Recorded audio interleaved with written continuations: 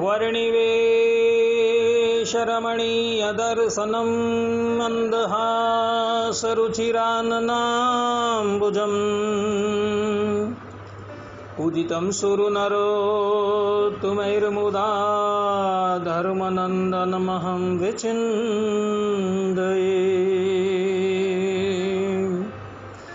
अस्मद्गुरु समारम्भां नाथयामो न मध्यमाम् लक्ष्मीवल्लभपर्यन्तां वन्दे गुरुपरम्परा वन्दे गुरुपरम्परा। सहजानंद स्वामी महाराजनी जय। श्री नारायण मुनिदेवनी जय। श्री राधा राधा बिहारी लालनी जय।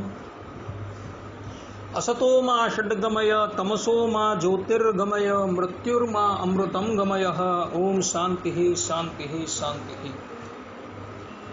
निखिल है प्रत्यनीक कल्याण एकतान श्वेतर समस्त वस्तु विलक्षण अनंत कोटि ब्रह्मांड नायक श्रीदेवी भूदेवी नीलादेवी श्री राधा देवी थी समलंकृत सर्व अवताરના અવતારી સર્વ કારણના કારણ પરબ્રહ્મ પરમાત્મા ભગવાન શ્રી હરિની મહતી કૃપાથી આપણે માનવ જીવનના સર્વોત્કૃષ્ટ ફલ એવા સત્સંગને માટે ઉપસ્થિત થયા છે। ઉપસ્થિત થનારા બધા જ ભગવત ભક્તોના હૃદયમાં એ પરોક્ષ રૂપે વિરાજમાન જગત કારણ તત્વ એ ભગવાન શ્રી હરિના ચરણની અંદર હું સાષ્ટાંગ દંડવટ પ્રણામ કરી આજની આ કથાનો શુભારંભ કરું છું। ભક્તો,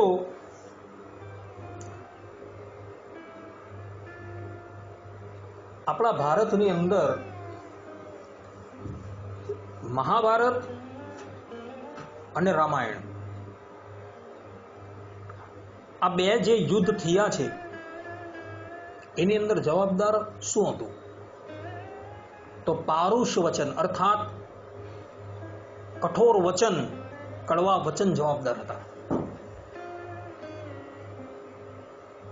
એ કડવા વચનોને લઈને જ ઇતિહાસકારો કહે છે કે મહાભારતનું યુદ્ધ થયું છે અને લંકાનું યુદ્ધ થયું છે।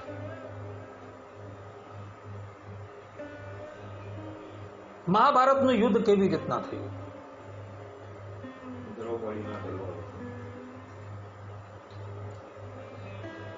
એ આખો ઇતિહાસ જે છે એ સૂક્ષ્મતાથી નિહાળવાની જરૂર છે। વાત એવી હતી કે યુધિષ્ઠિર મહારાજે રાજસ્વીય યજ્ઞ કર્યો અને એ યજ્ઞની અંદરથી ભારત વર્ષના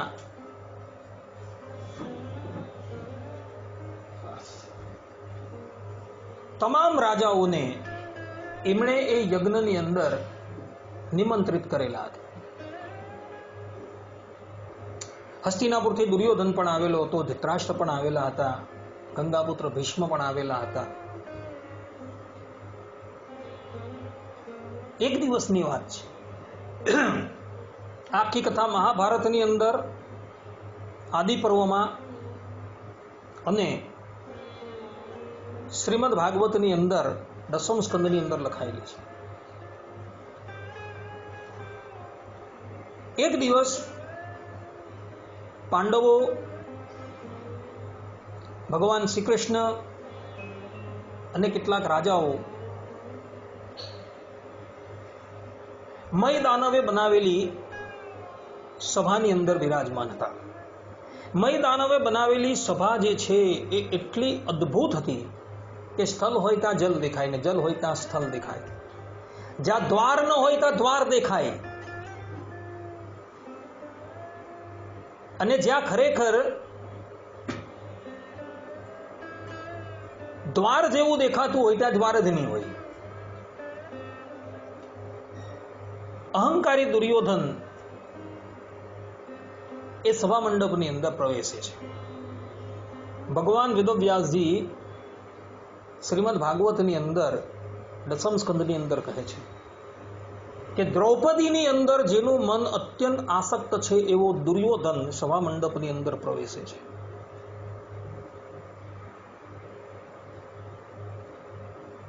જેવો એ પ્રવેશે છે ત્યાં ખરેખર પાણી હોતું નથી, પરંતુ દુર્યોધનના મનની અંદર એવું થાય છે કે ભાઈ અહીં પાણી છે એટલે એ એના વસ્ત્ર ઊંચા કરી દે છે. પરંતુ સેવકોએ કીધું કે રાજકુમાર આપ અગાડી વધો, અહીં જલ નથી. એટલે દુર્યોધન અગાડી વધે છે. અગાડી વધતા એક દ્વાર આવે છે. આમ જોવા જાય ને તો ખરેખર એ દ્વાર હતો જ નહીં, પરંતુ મય દાનવે પોતાની એવી માયાનો પ્રયોગ કરેલો હતો કે ત્યાં દ્વાર ન હોવા છતાં દ્વાર દેખાતું હતું. અને દુર્યોધન દ્વાર ખોલવા માટે આમ જાય છે ત્યાં ઊંધા માથે પડી જાય છે. એટલે બધા ખડખડાટ હસે છે. પછી ત્રીજા એક સ્થાનની ઉપર એ જાય છે, ત્યાં ખરેખર દ્વાર હતું, પરંતુ દુર્યોધનને એમ કે અહીં તો દ્વાર છે જ નહીં. એટલે એ અહંકારને વશ થઈને જેવો દ્વારમાં પ્રવેશ થાય છે ત્યાં જ એના માથાની અંદર એ દ્વાર જે છે એ વાગે છે, અર્થાત કે દ્વારની સાથે એ અથડાય છે અને એને લઈને એના મસ્તકમાંથી રક્તની ધારા નીકળે છે. ત્રીજી ઘટના બની. ચતુર્થ ઘટના એવી હતી કે જે જગ્યાએ સ્થળ દેખાતું હતું પરંતુ ત્યાં જલ હતું. અને દુર્યોધનના મનની અંદર એવું હતું કે ભાઈ અહીં સ્થળ જ છે. ભગવાન શ્રી કૃષ્ણએ બધા લોકોને પહેલેથી ઈશારો કરી દીધેલો હતો. આપણા પ્રભુ જે છે જ્યારે કોઈ લીલા કરવા માંગતા હોય ત્યારે એ લીલા એ શું કરવાના છે એ કોઈને ખબર નથી પડતી. મહાભારતની અંદર શાંતિ પર્વમાં લખેલું છે કે પરમાત્મા જ્યારે કોઈ કાર્ય કરવાનો વિચારે ને ત્યારે મોટા મોટા યોગેશ્વરોને પણ ખબર નથી કે જે ભૂત ભવિષ્ય અને વર્તમાનની અંદર દ્રષ્ટિ રાખતા હોય તે લોકોને પણ ખબર નથી પડતી કે ભગવાન શું કરવાના છે. એવું ભગવાનની અંદર ગાંભીર્ય છે. સભાની અંદર ભીમસેન છે, યુધિષ્ઠિર મહારાજ, અર્જુન બધા બેઠેલા હતા. જેવો દુર્યોધન જલને સ્થળ સમજીને પગ મૂકે છે તેવો જે ઊંધા માથે પડે છે ને ઊંધા માથે પડે છે ત્યાં જ સભાની અંદર ભીમસેન બેઠેલા હોય છે. ભીમસેન ખડખડાટ હસે છે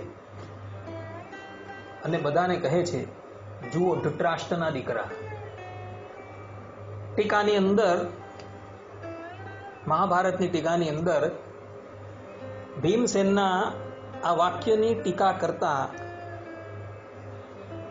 સ્પષ્ટ રૂપે લખેલું છે કે ભીમસેનના કહેવાનો આશય એવો હતો કે જે પ્રમાણે ધૃતરાષ્ટ્ર અંધ છે તે જ પ્રમાણે એની સંતાન પણ જે છે એ અંધ જ હોય, અર્થાત કે અંધના અંધ જ હોય. આ વાક્ય ભીમસેન બોલે છે.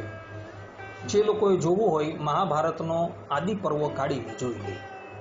કલ્પભેદથી કેટલાક મહાત્માઓ એવું પણ કહે છે કે આ વાક્ય જે છે એ દ્રૌપદીજી બોલેલા હતા. એવું પણ કલ્પભેદથી કહેવાય છે. બીજા પુરાણોની અંદર આ પ્રમાણે લખેલું છે કે દુર્યોધન જ્યારે પડી જાય છે ત્યારે દ્રૌપદીજી બોલે છે કે અંધના તો અંધ જ હોય. ને આ વાત જે છે એ દુર્યોધનના હૃદયની અંદર એટલી બધી લાગી આવી કે પછી એ લોકોએ મનોમન નિશ્ચય કરી દીધો કે પાંડવોને હવે આપણે તહેસ નહેસ કરી દેવા.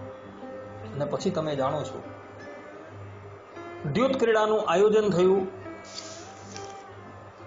યુધિષ્ઠિર મહારાજની ઈચ્છા ન હતી કે મારે દ્યુત રમવું નથી, પરંતુ યુધિષ્ઠિર મહારાજનો એવો એક નિયમ હતો કે માતા પિતાની આજ્ઞા જે છે એ ગમે તેવી આજ્ઞા હોય તે હું હંમેશા પાડીશ. અને આ જ જે યુધિષ્ઠિર મહારાજની પ્રતિજ્ઞાનો લાભ ધૃતરાષ્ટ્રએ ઉઠાવ્યો. કારણ કે ધૃતરાષ્ટ્ર પાંડુના સ્થાન પર હતા, એટલે યુધિષ્ઠિર મહારાજના જ્યેષ્ઠ પિતા હતા. યુધિષ્ઠિર મહારાજનું પાલન પોષણ એ લોકોએ જ કરેલું. એટલે એ જે આજ્ઞા આપે એ આજ્ઞા પાળવાનો યુધિષ્ઠિરનો ધર્મ હતો. દ્યુત સ્વરૂપ થાય એ પહેલા યુધિષ્ઠિર મહારાજ શકુનીને દ્યુતના દૂષણો ગણાવે છે. આ વાત મહાભારતની અંદર આદિ પર્વમાં લખેલી છે.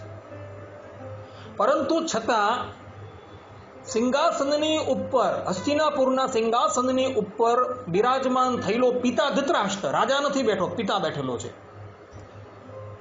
એ એમ કહે છે કે યુધિષ્ઠિર તારે દ્યુત રમવાનું છે. અને યુધિષ્ઠિર મહારાજ દ્યુત રમવા બેસે છે અને એક જ બેઠકે બધું હારી જાય છે. દ્રૌપદીજીનું વસ્ત્રાહરણ થાય છે. પુનઃ દ્રૌપદીજીના શાપના ભયને લઈને ધૃતરાષ્ટ્ર એને બધી સંપત્તિઓ પાછી આપી દે છે. પરંતુ દુર્યોધનની જીદને વશ થઈને બીજી વખત દ્યુત ક્રીડાનું આયોજન થાય છે. અને તે વખતે શરત એ રખાય છે કે જે પણ કોઈ વ્યક્તિ હારે તેણે 12 વર્ષનો વનવાસ અને 1 વર્ષનો અજ્ઞાતવાસ જે છે એ ભોગવવાનો. અને પહેલી વખતમાં પહેલા દાવની અંદર શકુની જે છે એ યુધિષ્ઠિરનું બધું હરણ કરી લે છે અને પાંડવો વનમાં જતા રહે. વનવાસ ભોગવે છે, અજ્ઞાતવાસ સફળતાપૂર્વક પૂર્ણ કરે છે અને પછી રાજ્ય માગે છે. છતાં પણ દુર્યોધન રાજ્ય નથી આપતો અને એને લઈને મહાભારતનું યુદ્ધ થાય છે, જેમાં 100 કરોડ માણસ જે છે એ સાફ થઈ જાય છે. 100 કરોડનો આંકડો છે ભક્તો. જે લોકોએ મહાભારત જોવું હોય તો જોઈ લે. તો 100 કરોડ માણસની ખુવારી થઈ, એની અંદર જવાબદાર કોણ આવ્યું? તો ઇતિહાસકારો કહે છે કે ભીમસેન અથવા તો દ્રૌપદીજીની જે વાણી જે છે ને એ જ જવાબદાર આવી છે. એના એક કડવા વેણ જે દુર્યોધનને હૃદયમાં લાગી ગયા એ જવાબદાર છે. દુર્યોધન એવો વ્યક્તિ છે ભક્તો કે એ લોકોનું અપમાન કરે ને તો કઈ વાંધો નહીં, પણ જરાક જો એનું અપમાન થાય ને તો એ વ્યક્તિ એનો પ્રતિશોધ લેવા માટે તૈયાર થઈ જાય. એ એવો વ્યક્તિ હતો. જીવનભર એણે પાંડવોનું અનિષ્ટ કર્યું. પાંડવ ખાલી એક વખત બોલ્યા ત્યાં એને આટલું બધું વસવસમું લાગી ગયું હતું. બીજી વાત કરીએ લંકાની લડાઈની. બધા જ જાણે છે રામાયણનો પ્રસંગ. ભગવાન શ્રી રામ પંચવટીની અંદર નિવાસ કરીને રહે છે. શૂર્પણખા આવે છે, શૂર્પણખાનું માનમર્દન કરવામાં આવે છે. ત્યારબાદ શૂર્પણખા ખર અને દૂષણને લઈને આવે છે. ખર દૂષણને ભગવાન કાળના મુખમાં ઢકેલી દે છે. પછી શૂર્પણખા લંકાધિપતિ રાવણ પાસે જાય છે અને મામા મારીચને લંકાધિપતિ રાવણ એવું કહે છે કે ભાઈ તમે સુવર્ણનું મૂર્ખ બની જાઓ અને પંચવટીમાં તમે વિચરણ કરો. સીતાજી જે છે એ મૃગ જોઈને એને લેવાની લાલચ કરશે ને એવા સમયની અંદર રામ અને લક્ષ્મણની અનુપસ્થિતિની અંદર હું સીતાને હરણ કરીને લંકામાં લઈ આવીશ. આ પ્રમાણેની યોજના થાય છે. મામો મારીચ સુવર્ણનું અદ્ભુત મૃગનું રૂપ લઈને પંચવટીની પાસે વિચરણ કરતો હોય છે. કોઈ પણ વ્યક્તિ એ મૃગને જોઈને તો એની તરફ આકર્ષિત થઈ જાય, એટલું સુંદર મજાનું એ મૃગ હતું. પતિવ્રતા સીતાજી કોઈ દિવસ ભગવાન શ્રી રામને આજ્ઞા ન આપે કે મારે આ મૃગ જોઈએ છે, પરંતુ આજે આજ્ઞા આપે છે. કારણ કે એ વાસ્તવિક સીતા ન હતા, એ છાયા સીતા હતા. વાસ્તવિક સીતા તો અગ્નિને સમર્પિત કરી દેવામાં આવેલા હતા, એવું રામાયણની અંદર અરણ્ય કાંડની અંદર લખેલું છે.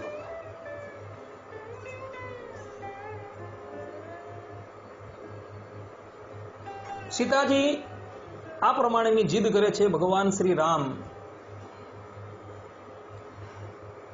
લક્ષ્મણજીને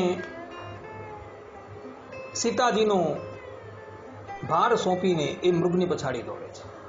અને મૃગ જે છે એ ભગવાન શ્રી રામને દોડાવતું દોડાવતું એટલા બધા ઊંડા જંગલમાં લઈ જાય છે કે જ્યાંથી પાછું આવવું એ ઘણો સમય લે એવું હતું. ભગવાન શ્રી રામના હાથની અંદર એ મૃગ પકડાતું નથી, એટલે ભગવાન શ્રી રામ ધનુષમાંથી બાણ કાઢે છે અને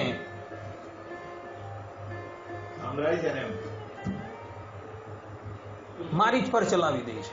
અને મારીચ જે છે એ મારીચ દેહ ત્યાગ કરતા પહેલા શ્રી રામના આલાપની અંદર હે લક્ષ્મણ, હે લક્ષ્મણ, હે લક્ષ્મણ એનો પોકાર કરે છે.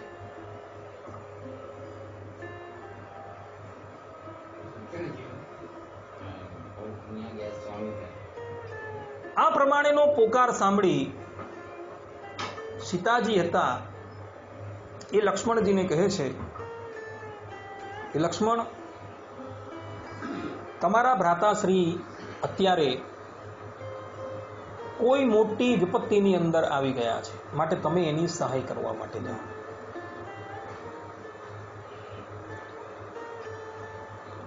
લક્ષ્મણજીએ કહ્યું કે માતા, હું મારા ભ્રાતાનું સામર્થ્ય જાણું છું કે એ કેવા છે.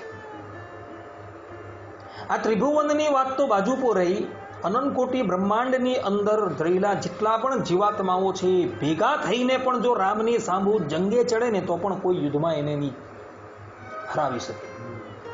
એ સંકલ્પ માત્રથી અનંતકોટી બ્રહ્માંડની ઉત્પત્તિ કરી શકે એટલી શક્તિ છે એની અંદર, એમને કઈ નથી થયું. પરંતુ સીતાજી માનવા તૈયાર નથી.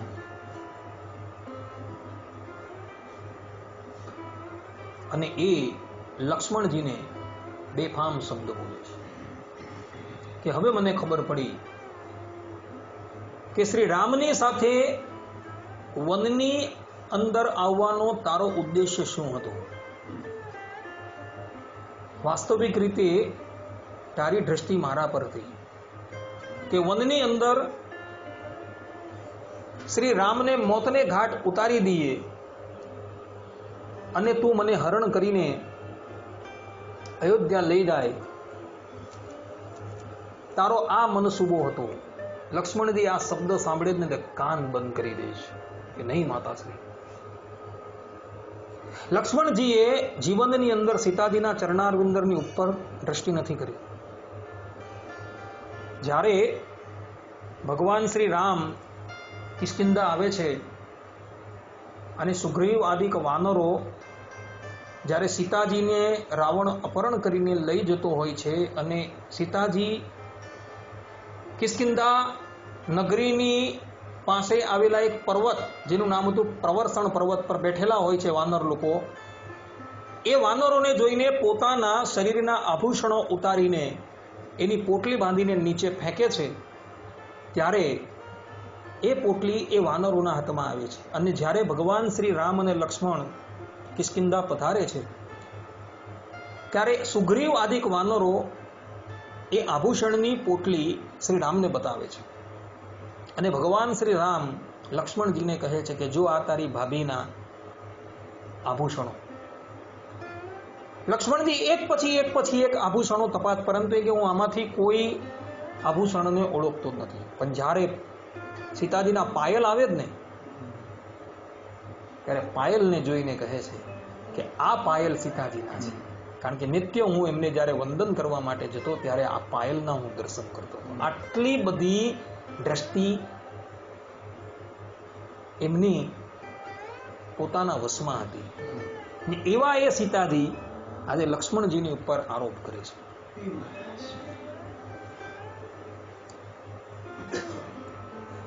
લક્ષ્મણજી અતિશય ઉદ્વિગ્ન થઈ જાય છે અને પછી માતાને કહે છે કે માતા ધીરજ ધારો, હું મારા ભ્રાતાની પછાડી જાઉં છું, પરંતુ હું તમને આદેશ આપું છું આજે કે હું જે લક્ષ્મણ રેખા દોરું છું આ પર્ણકુટીની ચારેય બાજુ, એ લક્ષ્મણ રેખાની બહાર તમે જતા નહીં. લક્ષ્મણજી જે છે ને જીવાચાર્ય છે, શંકર્ષણ છે, સ્વયં શેષ નારાયણ છે ને શેષ નારાયણે માર્કંડેય પુરાણની અંદર જીવોના આચાર્ય બતાવેલા છે. જીવોના આચાર્ય એ લક્ષ્મણજી છે ને આચાર્યનું કહેલું જો ભગવાન પણ નહીં માને ને તો ભગવાને દુઃખી થવું પડે છે. મૃગની પછાડી જતા પહેલા લક્ષ્મણજીએ ભગવાન શ્રી રામને ચેતવેલા છે કે ભ્રાતા આની પછાડી જાઓ નહીં, આ કોઈક માયાવી મૃગ લાગે છે. પરંતુ ભગવાન શ્રી રામ માનતા નથી, જાય છે માયાવી મૃગની પછાડી. આચાર્યનું કહેલું નથી માન્યું. પરિણામ શું આવ્યું? ભગવાને પણ દુઃખી થવું પડ્યું. આચાર્ય વિજાનિયાન માંગ, ગીતા ભાગવતની અંદર કહ્યું કે આચાર્યથી મને પૃથક ન જાણતા કોઈ દિવસ. જીવાચાર્યએ સીતાજીને પણ કીધું, સીતાજી માનવા તૈયાર નથી.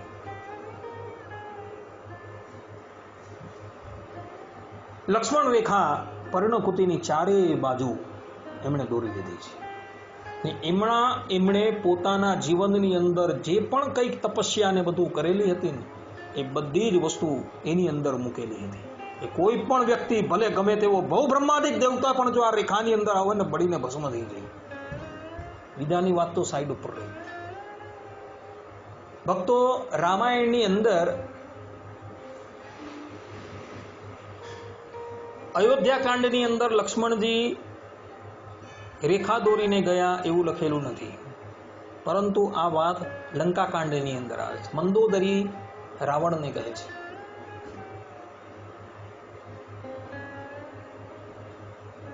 કે સ્વામી, જે લક્ષ્મણ રેખાનું તમે ઉલ્લંઘન કરવા માટે તૈયાર થયા હતા ત્યાં જ તમે અતિશય ઉદ્વિગ્ન થઈ ગયા હતા.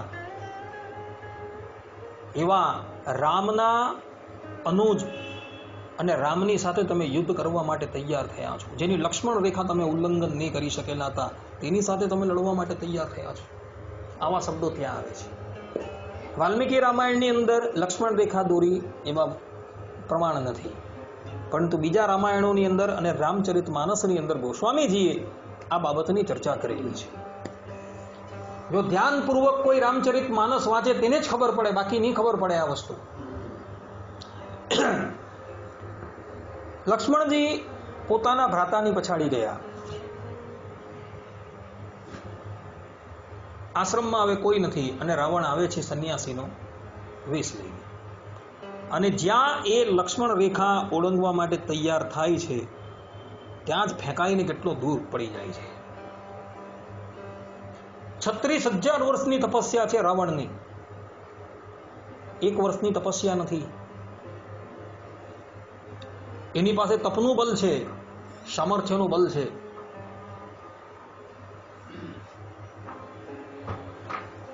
પરંતુ સામર્થ્યનું બલ છે,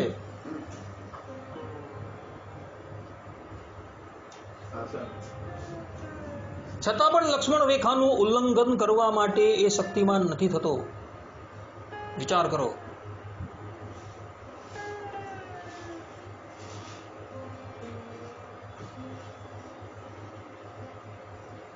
સીતાજીને કહે છે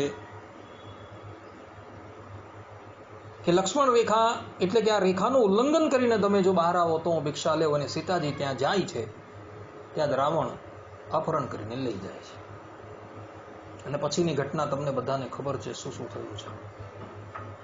કહેવાનું તાત્પર્ય એ કે આટલા બધા કડવા વચન, જે ની બોલવાના વચન જે છે એ બોલે છે, અને એને લઈને લક્ષ્મણજી જાય છે. ભક્તો યાદ રાખજો, કોઈ પણ દિવસ કોઈ વ્યક્તિને કટુ વચન નહીં બોલતા.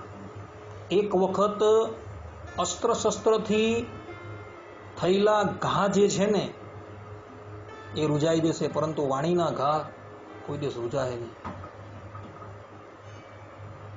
ભગવાન શ્રી રામને પણ આ બધી બાબતની ખબર પડે છે. એ સીતાજીને ક્ષમા નથી કરતા. કિષ્કિંધા લગીને આવે છે ભગવાન. હનુમાનજી મહારાજને અને બીજા બધા વાનરોને સીતાજીની શોધખોળ કરવા માટે મોકલે છે.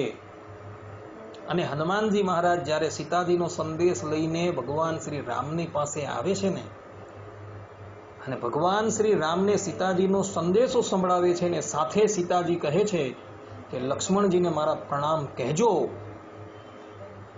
આટલા શબ્દ બોલે છે ને ત્યારબાદ ભગવાન શ્રી રામ કહે છે કે હવે આપણે લંકા તરફ છીએ. કારણ કે કોનું અપમાન થયું? ભગવત ભક્તનું અપમાન થઈ ગયું છે. ભગવત ભક્તને કડવા વચન કહેલા છે.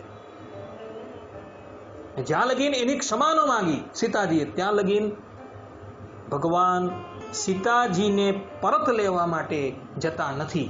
અને જોજો રામાયણ તમે રામચરિત માનસની અંદર આ વચન લખેલા છે. સીતાજી કહે છે કે લક્ષ્મણજીને પણ મારા પ્રણામ કહેજો. આ શબ્દ બોલે છે,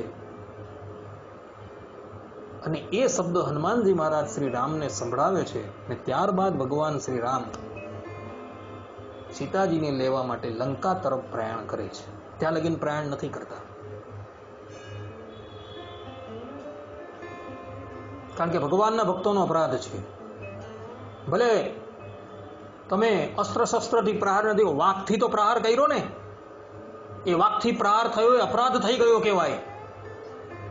એનું પરિણામ જુઓ કેટલું ભયંકર આવે તે. ભગવાન પણ ક્ષમા નથી કરતા. ભક્તોના અપરાધને ભગવાન પણ ક્ષમા નથી કરતા. જ્યારે ક્ષમા માગી લક્ષ્મણજીની પાસે, ને લક્ષ્મણજીએ પછી હાથ જોડ્યા, પછી ભગવાન કહી ગયો વેચા.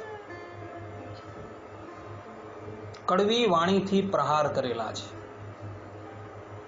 માટે ક્યારેય પણ કોઈને કડવી વાણીમાં પ્રહાર ન કરવો એ સિદ્ધાંત વાત છે.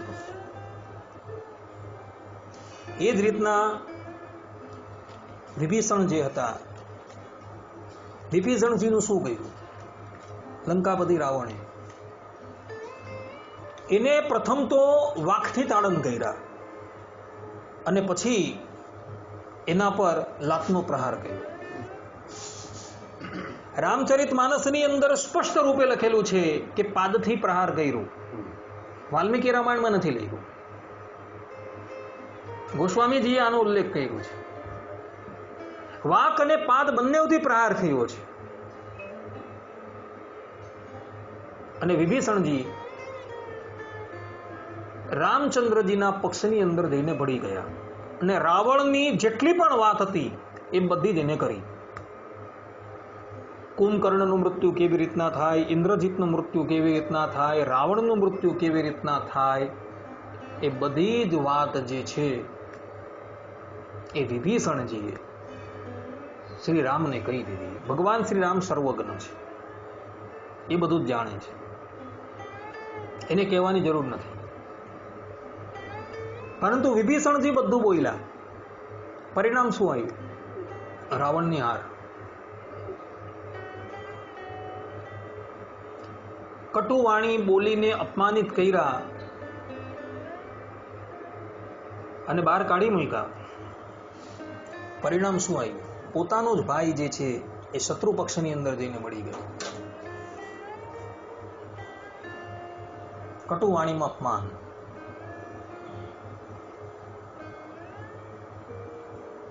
અકબરે પોતાના સેનાપતિ માનસિંહ, જે રાજપૂત હતા અને એક રીતે અકબરના સાળા હતા, રાણા પ્રતાપની પાસે મોકલ્યા અને કહ્યું કે આપણે સમાધાન કરી લઈએ. રાણા પ્રતાપે માનસિંહનું સ્વાગત કર્યું. એ પણ રાજપૂત હતો. ભોજ, એક મોટો ભોજ આવે એ ભોજનું આયોજન કર્યું. સુવર્ણના પાત્રની અંદર ભોજન પીરસાયું છે. રાણા પ્રતાપના આમાત્યને બધા કહે કે ભોજન કરો. માનસિંહ કહે કે પ્રતાપ ક્યાં છે? ત્યારે પ્રતાપ એટલું જ બોલ્યા કે જે લોકો રાષ્ટ્રની સાથે ગદ્દારી કરતા હોય ને એની સાથે અમે ભોજન ન કરીએ. અને રાણા પ્રતાપના આ વાક્યો જે છે એ માનસિંહના હૃદયની અંદર એટલા લાગી આવ્યા કે અકબરને જઈને એણે કીધું કે હુમલો કરો ચિત્તોડની ઉપર. બીજું કંઈ હવે કરવું જ નથી. અને ચિત્તોડ પર હુમલો થયો. રાણા પ્રતાપ અને બધા જ લોકો બહુ વીરતાથી લડ્યા. અકબરને હરાવી પણ દેતે, પરંતુ કપટ થાય ત્યાં પણ.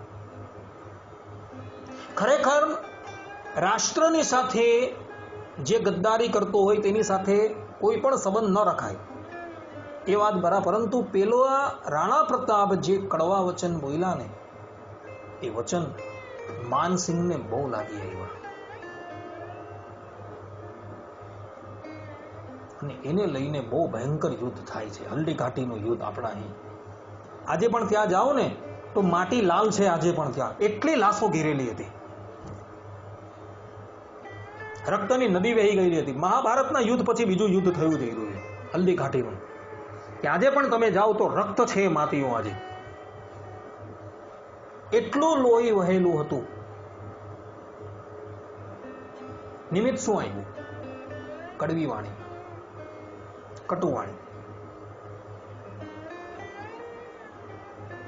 એટલે ક્યારેય પણ ભક્તો કોઈને કટુવાણીની અંદર તાળીત ન કરો. કારણ કે એવો વ્યક્તિ જે કટુવાણીથી તાળીત થયેલો વ્યક્તિ જે છે એ વાણીના ઘાથી નથી રાત્રે શાંતિથી સૂઈ શકતો કે નથી એ દિવસે શાંતિથી સૂઈ શકતો. એને વારે વારે એ જ વાત જે છે એ સંભાળી આવતી હોય છે. ભારત વર્ષના 2 મોટા યુદ્ધ અને ત્રીજું હલ્દી ઘાટીનું યુદ્ધ એ કટુવાણી પર થયેલું છે. ચતુર્થ પ્રસંગ, વિદુર નીતિ કહેનારા વિદુરજીનું. કહેવાય છે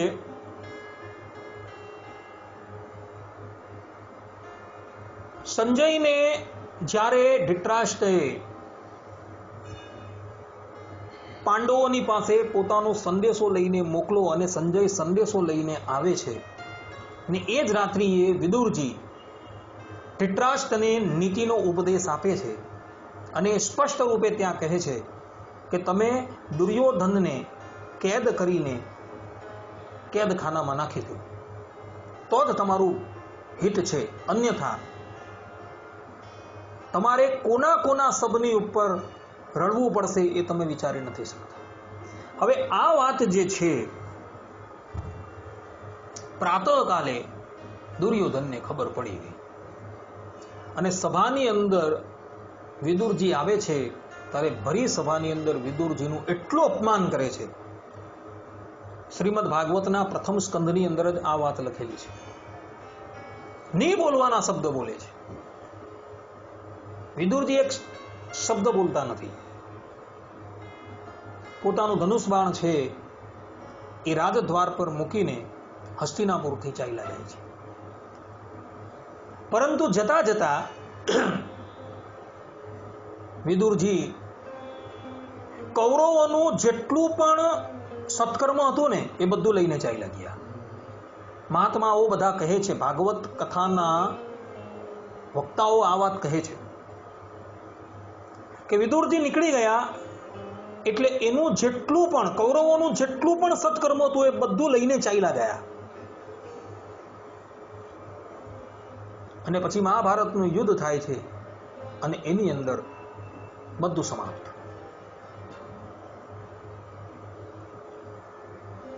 વિદુરજી પોતાના તપોબળથી બધા જ વ્યક્તિને સુરક્ષિત રાખીને બેસતા હતા, કારણ કે વિદુરજીનું તપોબળ એવું હતું, કારણ કે એ તપોબળ એમનું આ જન્મનું નહીં હતું, પૂર્વજન્મનું હતું, કારણ કે એ પોતે યમરાજજીનો અવતાર છે ને યમરાજજીની ગણના પરમ ભાગવતોમાં થાય છે.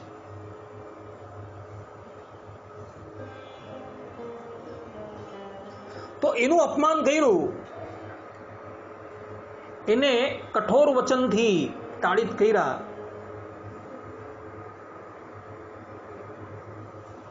પરિણામ શું આવ્યું? વિદુરજી એ લોકોનું બધું પુણ્ય લઈને ચાલ્યા ગયા. અને પછીનો જે પ્રસંગ થયો એ એટલો બધો ભયાનક થયો કે ધૃતરાષ્ટ્રએ 18 દિવસ પર્યંત રડવું પડ્યું છે. ને 18 દિવસ તો ઓછા, 14 વર્ષ પર્યંત એ હસ્તિનાપુરની અંદર રહ્યા, ત્યાં લગીને રડવું પડ્યું છે, રોજ છે.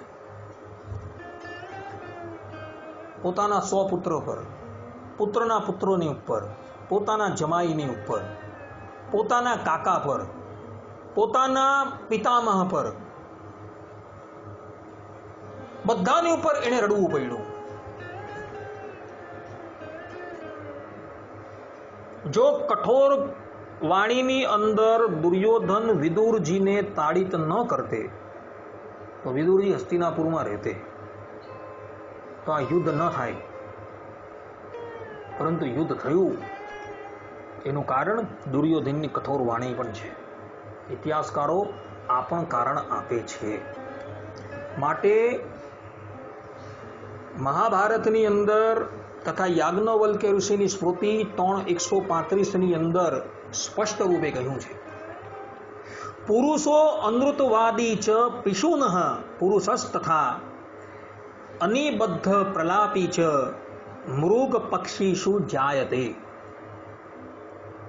અર્થાત કે અસત્ય બોલનારો, કોઈની ચાડી કરનારો તથા પ્રસંગને અસંગત જેમ તેમ બોલનારો, આ 3 પ્રકારના મનુષ્ય હરણ અને પક્ષીની યોનિની અંદર જન્મ પામે છે. એટલે જે લોકો કટુ વચન બોલે છે ને ભક્તો, તો એને મહાભારત અને યાજ્ઞવલ્ક્ય ઋષિની સ્મૃતિની અંદર સ્પષ્ટ રૂપે કહ્યું છે કે એ લોકો જે છે એ પશુ અને પક્ષીની યોનિની અંદર જાય છે. આટલી ભયંકર યોનિની અંદર એ લોકોએ જવું પડે છે. માટે કઠોર વચન બોલનારાઓ જે પણ હોય તે એને ખાસ સાવચેત રાખવાની જરૂર છે. જ્યાં ત્યાં જેને તેને ગમે તેમ ન બોલો. ને એમાં એ જે ભગવાનના ભક્તો જે છે એને તો ક્યારેય પણ કટુ વચન ન બોલો.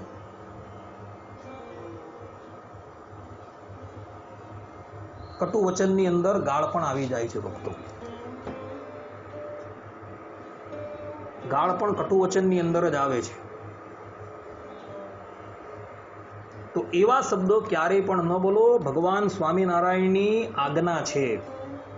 શિક્ષાપત્રીના 20મા શ્લોકની અંદર ભગવાન સ્વામિનારાયણ પોતાના તમામ આશ્રિતોને આજ્ઞા આપતા કહે છે, મિથ્યા અપવાદ કસ્મિન ચિદ અપી સ્વાર્થસ્ય સિદ્ધયે નારોપ્ય નાપશબ્દાશ્ચ ભાષણીયા કદાચન. અર્થાત કે પોતાના સ્વાર્થની સિદ્ધિને અર્થે પણ કોઈને વિશે મિથ્યા અપવાદ આરોપવો નહીં, અને કોઈને ગાળ તો ક્યારેય પણ દેવી નહીં. આ વાત ભગવાન સ્વામિનારાયણે કહેલી છે. ક્યારેય પણ આવા શબ્દો ન બોલતા, મૌન થઈ જતો.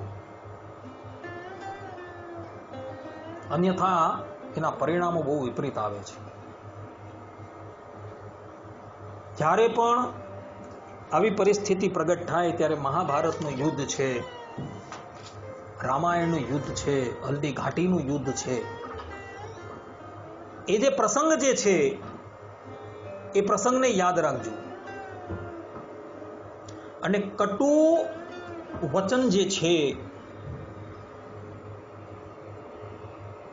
એનાથી નિવૃત્ત થજો.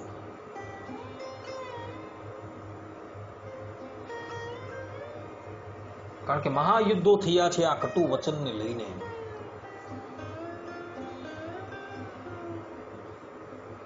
આ જીભ છે ને, જીભની અંદર હાડકા નથી, પરંતુ જ્યારે એ ચાલે છે ને અને ચાલ્યા બાદ એ દાંતની વચ્ચે ભરાઈ જાય છે અને પછી તૂટવાનો વારો કોનો આવે છે?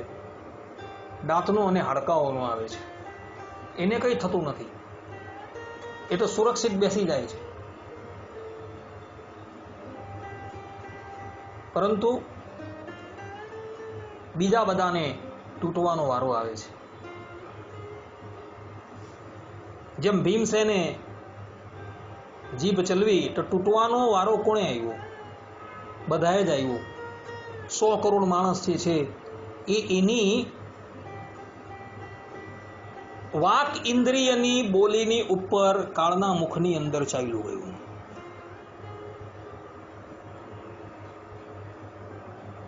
માટે આને બહુ સુરક્ષિત રાખજો, અન્યથા મોટા મોટા પરિણામો ભોગવવા માટે તૈયાર રહેજો. આ સિદ્ધાંત વાત છે ભક્તો. પૂર્વે થયેલા મહાપુરુષોએ ભોગવેલું છે. ઘરની અંદર પણ ક્યારેય પણ વિવાદ થાય તો બહાર નીકળી જજો. થોડા સમય પછી આવજો તો વાક કલહ શાંત થઈ જશે. અન્યથા જો કંઈક કટુ ભાષણ થઈ ગયું તો પરિણામ વિપરીત આવશે. અસ્તુ.